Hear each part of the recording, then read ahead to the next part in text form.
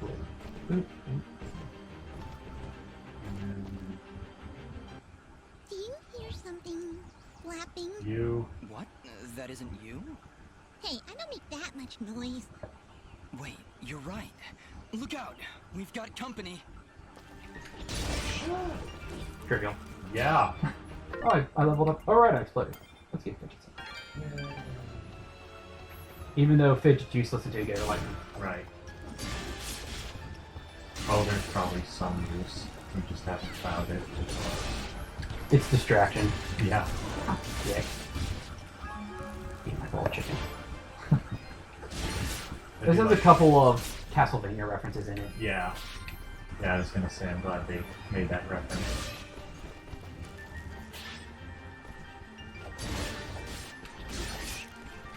There's actually a secret, like, an entire secret zone and a buddy you can only get if you're familiar with Castlevania. Really? Particularly old ones. Really? Yeah. I'm not sure if we're going to do it or not, but at some point you find an item called the Red Orb, and it gives no explanation for what it's for. Oh my god, and you're supposed to kneel at a fucking wall until Yeah. a tornado comes and picks you up, right? Yes. Oh man. I'll admit, that's the one buddy I had to look up how to get, Uh-huh. because I knew that the Red Orb had something to do with this one particular wall, because they both had the same icon on it. Right. So at least there was that. And it was one of those moments where when I read it, I'm like, are you fucking serious? Yeah. A, that's kind of hilarious. B, I'm more pissed off at myself that I didn't catch that reference. Yeah.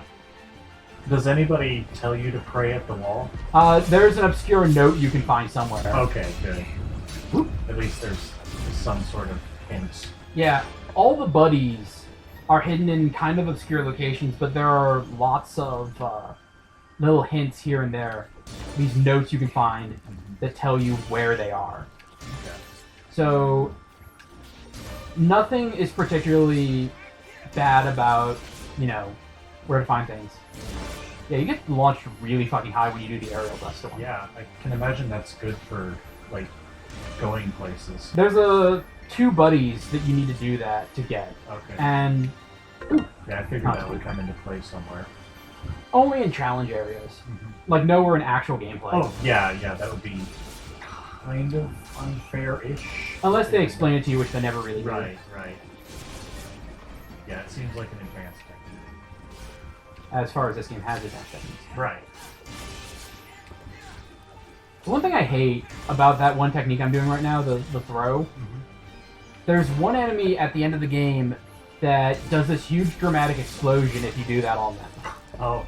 And it damages all the enemies on the ground, and I really love doing it. Uh-huh.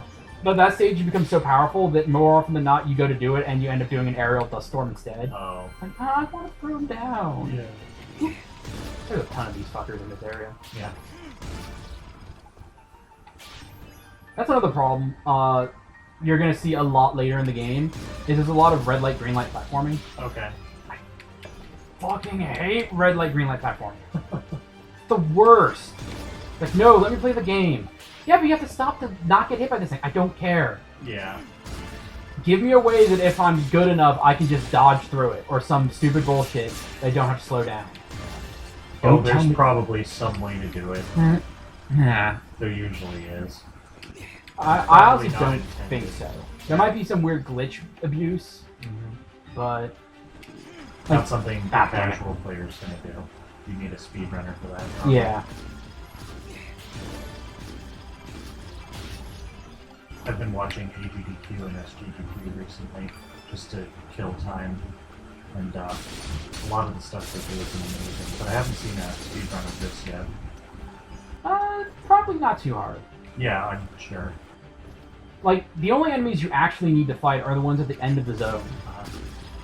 Because you may have noticed it, but sometimes a red barrier will come up at the end. And that's, you need to kill the enemies directly around you. Okay. Yeah, that would explain some of the areas we've been in. But everyone else you can just run past if you don't feel like fighting them. Right. I want to fight them so I can level up. Yeah. Yeah, it would make things faster for someone who isn't adept at dodging absolutely everything. Oh. Oh, nice. There's a note that I picked up that I didn't read that tells you to do this. Yeah, that's pretty clever, actually. It's like I was on the head and I just jumped. Yep. For sure. That's a 5. In easy, there's only 4. Or normal. This is still completely useless. I moved up the creature. Roar. You turn into a creature. Nah, there's no weird transformation mechanic. Okay. It's just another pendant. That one said, bye! And it was full of monsters. Yeah. Useless monsters, they can't fight back, but monsters nonetheless. Oh, it had a revival fairy. That's useful. And back. Look at all that treasure. Most of the treasure chests are just full of healing items, which I never used in my other run. Yeah. Maybe you'll use it in this one. Have Maybe. you beaten it on the hardest difficulty? Nah. Oh, okay. And I don't think I ever am, strictly because a lot of the platformings turn into one-hit kills if you fuck it up. Ah. And 90% of the damage I've taken while playing this game is through platforms. Okay. If you do that dust storm too long, does something happen? I noticed you were turning red. You take a little bit of damage and it interrupts you. Okay. And that area, I just remembered, is the area where you need all of the resonance gems to unlock a buddy. Okay. And buddies, for those wondering what the fuck I'm talking about, are cameos from other indie games. Oh. Because this is indie as fuck, and this was from that era of indie games where they constantly lived cross-reference each other. Yeah, pat each other on the back. Yeah, like Spelunky, Meat Boy. People who are familiar with the game may have noticed those were Bastion rocks coming up. So Bastion's in there. There's the mascots for this game's studio. Okay. And 2 characters I don't recognize. Like, they're monochrome. One has a katana, the other one has a chainsaw for a hand. Huh. I don't recognize either of them. Chainsaw. Pogo Gorilla? No. Darn. I Okay. wonder how many people actually played that. Whoa, hello there. Okay, that guy's hair is amazing. Easy there, Chief. Everyone, calm down. And here's the please. blacksmith. Oh, So, okay. you were the ones making all that noise up there. Not intentionally. By the way, do you know you have bloms in the attic? Oh, those? They don't bother us. And they tend to keep the other monsters away. If I knew we were having company, I'd have cleared them out myself. Trying to Sorry figure out about what that, I guess. species she is. So, She's a rabbit. what Oh, brings you to look at the the spot ears. outside Aurora? And the tail. I'm Okay, assuming I that's where you're from. Yeah, I wasn't kidding when I said like 90% of the characters are rabbits. Yeah, she kind of looks like a deer though. Like, because she's got the spots, and that tail also would Well, work nice for to a deer. meet you. True, I'm Haley, true. And this is my brother, But Maddie. the ears are a little too long. Yeah. Don't mind him. I see you've got a blueprint there. Mind if I take a Oh, look? and she's got the buck teeth. Well, Yeah. Guess that would this do it. doesn't look too hard. Yeah, like Aurora is a rabbit village. If you can Yeah. find me the materials for it, I'll craft this item for you. Nope. Can I? Nope. Can I? Oh, that's a thing. So I can do this. And can't go. Thanks, Haley. And, just because I like you, I'll give you a blue resonance gem. Okay. Don't know if you caught it on your way up, but there's a big blue door at the foot of Archer's Pass that this'll open. Just inside the door is a teleporter that'll take you right up here. Makes return trips a lot easier. So you can come and visit anytime you like. I'll be honest, even with a shortcut at the foot of the pass, I do like how she I'm not made sure that I'll be able to slightly make it up sultry here at the too end. often. Yeah. Well, my dad did have these little receiver things he'd give to his regular customers to transport goods back and forth. Unfortunately, I don't have any of them to give you. Let me think. If I remember correctly, one of my dad's customers dropped one somewhere in Abadi's forest. If you were to find it, I could craft your items and send them to you through the receiver whenever you want it. This is Dad super normally useful. gives his Yeah. customers a blue Which is also resonance weird, So check has for blue weird lore resonance implications, because in I've had Abadi's items forest. crafted in the middle of boss fights. Need Oh. anything else? Thanks, Dust. It's Don't actually be long pretty coming awesome. back. Yeah. Well, because it happened, and I exploded again. Yay! I keep exploding. That went incredibly well. Do you know why? Because you were there. I don't know, Fidget. Why? Oh, don't be so dense. It's because she likes you. Fidget, what are you talking Oh, about? it's because you're adorable. You didn't see the signals? She was giving you the signals. That's great, Fidget. Really, I'll keep that in mind. Look at that statue. Cool. And now shortcuts. Yay!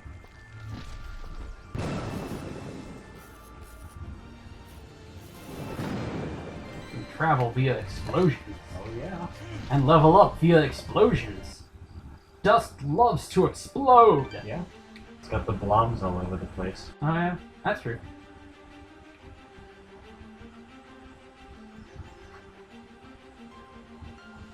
Kind of nice if they give you the whole little entry thing when you ever go to a new area. Yeah. I always like that in games. But yeah, you just saw another one of those little character moments. You didn't need to have that in there. That wasn't necessary in Crit.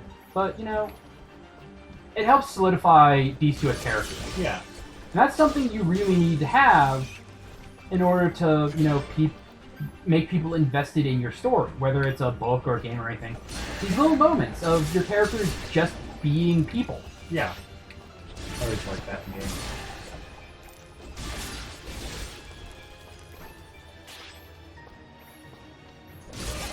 Well, But you gotta have something good, and the characters are the best way to do that, the most relatable way to do that. I was having a conversation with another friend of mine the other day about this. And when it comes to a story, there's pretty much 3 ways you can engage people. You can engage through the characters, and this is how you usually engage via emotion, Yeah. is with the characters. You can engage through the story, Right. like the events going on are what's important, and the players in them aren't the main draw. Right. You know, a lot of thrillers are this way. A lot of noir has kind of a mix of all 3, but mysteries generally it's what's going on. Yeah. And then finally there's the spectacle. Like, is what's going on cool enough, or is it doing it in such a weird or interesting way that that's the big draw? Yeah. Well, you don't give a shit about the characters in 300. You don't give a shit about the story because, I mean, yeah, whatever. It's just a small group of people facing a whole huge group of people. That's not that interesting on its face. But the spectacle there works really well for it. Yeah. And usually you'll have a mix. Like, very rarely will you have something bank entirely on one of the 3. Yeah. But you can see where they're pushing for one or another. Right. Like, a lot of anime banks really heavily on spectacle. Because, you know, despite what a lot of fanfiction writers try to believe, most anime characters are really bland. Oh yeah. Yeah. Well, anime is like most of it's built on tropes, Yeah. which is fine because it is spectacle, as you said, and some of it's smart. But, Yeah. A lot of it, yeah. Very few actually have like characters that matter. And usually it's the side characters. Yeah, more often than not. Probably Because- the only main character I can think of who's like fun and interesting is Lena Inverse. At least that's off the top of my head. I'm rather partial to Gintoki from Gintama. I've never seen that. It's a really weird blend of comedy and action. Uh-huh. It's a Shonen Jump that's a parody, but it's not like Bobobo level where it's constant hyperactive, nothing makes sense. Uh-huh. It has a world, it has rules in that world, and all the characters play by the rules. But the premise is basically, let's take Rurouni Kenshin, let's make it a sci-fi, Uh-huh. and instead of repentive, let's just make him lazy. All right. So the setup is pretty straightforward, and it's broken up into arcs. And the whole cast is really enjoyable. Okay. Which is pretty impressive considering it has such a huge fucking cast. Yeah. But, like, there's the main character who... It's hard to tell if he's actually that lazy or if he's just playing. Uh-huh. Like, it's one of those Vash the Stampede moments where it could be he's playing dumb or he really could just be that dumb. Okay. Um, Is it bad that I haven't actually seen Trigun? Not really. Okay. Like, it's a solid series. Finally, we're out of If you get a chance, I would give it a look. Afraid of the dark? But it's not something I'm like, oh my god, we need to stop playing this to watch it right now. Okay. Actually, I'm afraid of heights. Wait, heights? How's that possible? You fly all the time, everywhere. Oh, do I? I must have forgotten. Just like you must have forgotten that I can still fall at any time. Never looked at it that way. You're an interesting one, Fidget. See, I love little moments like that. Yeah. But at the same time, I really wish they would do it the Bioshock way, not Bioshock, BioWare way, having these moments while I'm walking around. Yeah. Especially since this game is full of big areas where I spend a lot of time walking or backtracking. Right. Where it'd be perfect to have little moments like that. Yeah. Oh shoot. Game. Oh yeah. Duh. FF13 does that pretty well. Yeah. I mean, it's got its flaws, but like that's one thing it does really well. Which is just you're walking through and your characters are talking to you, and sometimes it's so interesting that you just want to stop and not go to the next screen because then it would cut it off. Yeah. Did I do my conversation on FF13 on the show? I No, I I haven't. don't think so. Okay. Not anything that's aired anyway. FF13 is a game that gets a lot of hate, especially from me. I'm not a fan of FF13. And I'm baffled by a lot of the fans of FF13. Uh-huh. But I did a lot of thinking about it, because a lot of people would go like, okay, why is it bad? I'd give a reason, like, well, this thing you love does that. FF13 is a good story, poorly told, Yeah. and a good game, terribly paced. Yeah, that sounds about right. The story, when you finally get down to it, is actually kind of interesting, and the characters, when you strip away all the stupid bullshit that they're constantly throwing around, are kind of likable. Well, yeah, they go through arcs. Yeah, they go through arcs, which is something you don't see in a lot of Final Fantasy games. Yeah. But the trouble is, they're so wrapped up in stupid bullshit and so wrapped up in annoying character tropes Yeah. that it's really hard to dig down to those good moments. Right. And a lot of the character moments are lost because there's a lot of characters that are very easy to hate. Yeah. Well, I think the reason I like it is because I'm so character focused. Like, that's pretty much like 90% of what I care about in any given piece of media or any creation of my own. It's just the characters.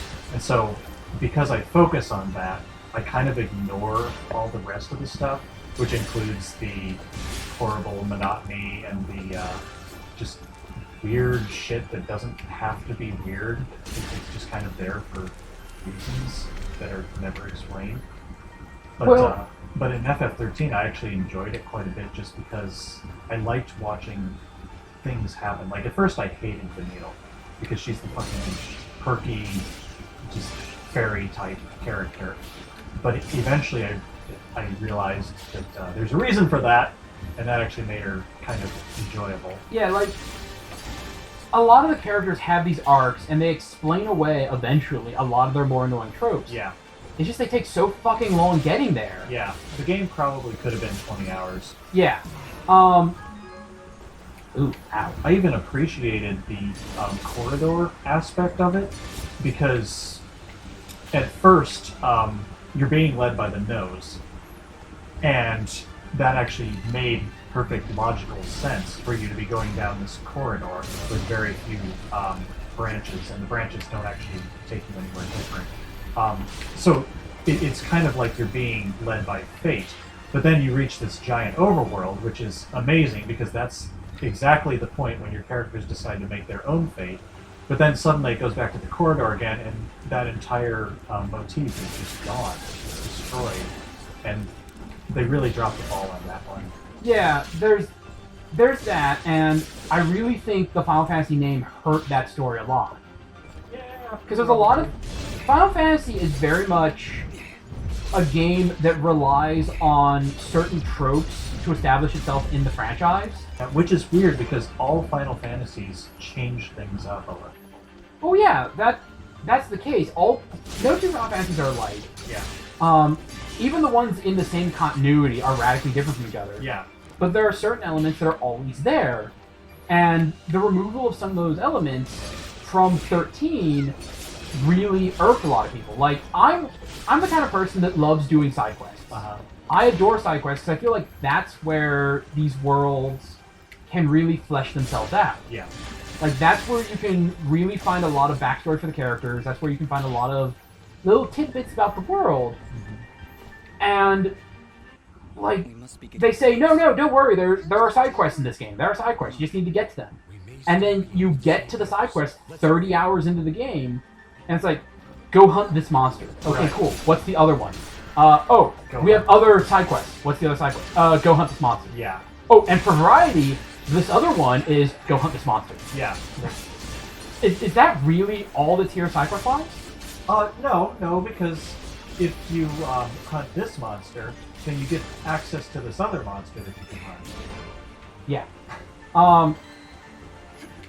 That's problematic. Not a fan. But, like, even if you remove the gameplay, which I actually really enjoy the Final Fantasy 13's gameplay. I think, damn it, I think of the Final Fantasies, it's the most engaging combat system, simply because it's fast-paced, stuff's going on, and things are happening. That's a very unpopular opinion. The thing of it is, it takes you about, like, 40 goddamn hours to get to it. Yeah, well, they don't let you do things until way later. Yeah. To unlock as the game goes on, and there's no story reason for that to happen. Yeah, no. It goes back to the whole, like, Kingdom Hearts 2, and this is very much Square Enix of the era. Yeah. Of hand-holding the game to death. Yeah. Where, no, you could have let us have full access to the system way sooner. Well, it's also sloppy in the, with the excuse that it's mysterious. Yeah. But the mystery isn't really worth it. Well, this is another problem I have, and this goes to the writing. This does two things that I absolutely despise in science fiction fantasy. One, you, the reader or the player or the whatever, don't know what's going on. Yeah. Because you don't know what's going on. Everyone else seems to know what's going on. Yeah. And you're in the dark. Two, they have their own words for everything. Yeah, that's true. And there's no good reason for it. No. And some people go, well, it's more immersive because, like, yeah, they would have their own word for this concept, or they would have their own word for this concept. To that I say, you know what else they'll have their own word for? Fucking everything, because they're not speaking English. Yeah. Is it a well? What's a flarg set? Oh, it's like a king. Then why not call it a king? Right. Or a sultan if you want to be fancy about it. Ooh, that is pretty fancy. You know, That did it. I can hear the water rushing. we have all of these terms in all these languages on Earth that people, just by the fact that they're born and raised on this planet, will know what you're talking about. Right. And you can use them. Well, even if you want to have your own terms for things, just kind of make them amalgamations of English words. Like, I've got this canon that I have, and obviously I'm not, like, better than the FF13 writers, because I'm not much of a writer myself, but I think I do this one thing better. I've got this canon that I have, and I kind of explain two different sorts of spell casting. One of them is soul casting, the other is mind casting. But the thing is, yes, it's an original term. Both of those are original terms, but you know what they are, or you can have a pretty good guess at what they are just by listening to the words. Yeah. Because they're in English. They're just not, like, commonly used. Right. That's fine. That is perfectly fine. Because even if you never explain what that term is, Yeah. people can kind of grasp what you're talking about. Right, they get the idea. I mean, mind casting, you do it with your mind. Soul casting, you do it with your soul. Obviously, it's a little bit different, but you get the idea. Yeah. That's what matters. But, like, Lissy and Falsy, Yeah. like, they sound like the same thing, more or less. And so you guess that they're related, which, yeah, they are, but you don't know which one's which unless you actually pay attention. Yeah, that's problem one. Problem two, Made it this far, You're- Bridget. you're in the Final Fantasy franchise. Final Fantasy has its whole long canon of terms they use. Why not just use those? Yeah. Like, it, Yeah, espers. Yeah. Or eidolons or whatever. yeah, it doesn't make any goddamn sense. Yeah. I like how we've been talking about Final Fantasy 13 for the last, 15, 20 minutes? That's fine.